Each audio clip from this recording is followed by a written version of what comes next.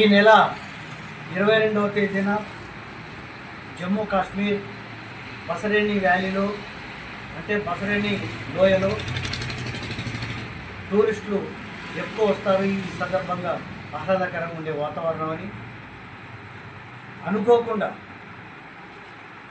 TNF ఉగ్రవాద సంస్థ దాడి చేసి 28 మందిని హతమార్చింది. అందులో 2 విదేశీయులు కూడా ఉన్నారు. 5 మహారాష్ట్రీయులు ఉన్నారు, 2 ఆంధ్రప్రదేశ్ వాళ్ళు ఉన్నారు, 1 నిజామాబాద్ వాళ్ళు, హైదరాబాద్ వాళ్ళు ఉన్నారు. స్పందించి ఆ సంస్థని ఎవరైతే ఉన్నారో ఆ సంస్థ వాళ్ళని నిర్బంధించి తగిన చర్యలు తీసుకోవాలి.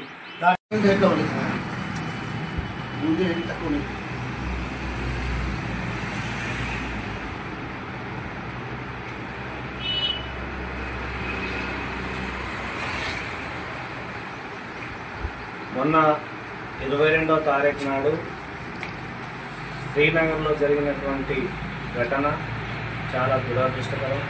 అక్కడ చనిపోయినటువంటి బాధితుల కుటుంబాలకి CPM party Armoor division committee ప్రగాఢ సానుభూతిని తెలియజేస్తూ ఈ ఘటనకు బాధ్యులైనటువంటి వారిని వెంటనే శిక్షించాలని చెప్పేసి డిమాండ్ చేస్తూ ప్రభుత్వం కూడా ఈ ఉగ్రవాద సంస్థల్ని నిర్మూలించాలి, వారిపైన తగిన చర్యలు తీసుకోవాలని చెప్పేసి CPM పార్టీగా డిమాండ్ చేస్తారు.